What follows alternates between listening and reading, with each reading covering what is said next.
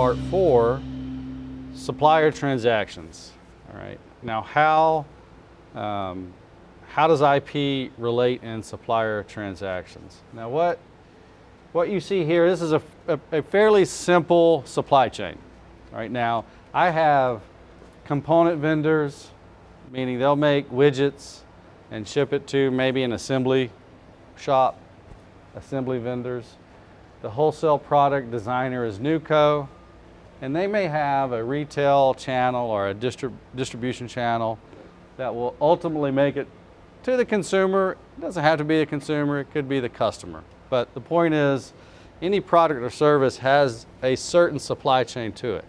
I would apply this also to software in a little bit different way, meaning your inputs are just going to be different.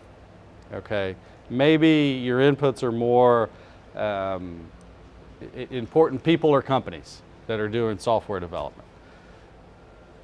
The point is, what if NewCo has patents and the red boxes are to identify the patents cover just exactly what the component vendors are doing. All right. In my prior life, I was in textiles. Let's say the component vendor, we had patents to the individual fiber. All right. What if I also had patents to the assembly vendors that covered exactly what they were doing? Maybe that in that example is turning that fiber into a yarn. All right. Can the vendors sell to third parties because I have patents covered by that? Not without permission from NewCo. So why is that important? Well, imagine if you control your supply chain.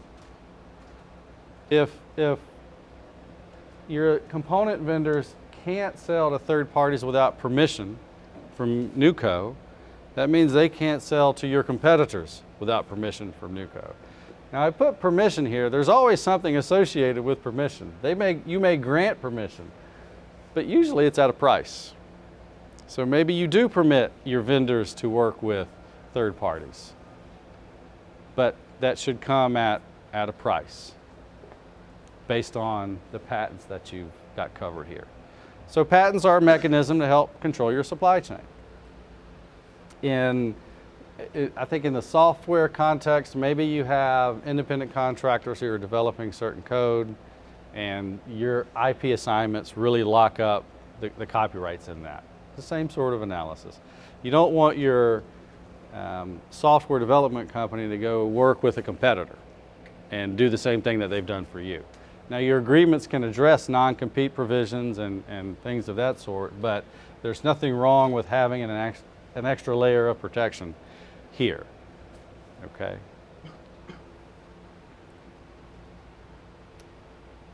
As I said, because we're covering sort of, I don't know, downstream or upstream issues in the supply chain, this is really an indirect attack on your competitors because you're preventing their ability to procure the things that make your widget interesting and unique.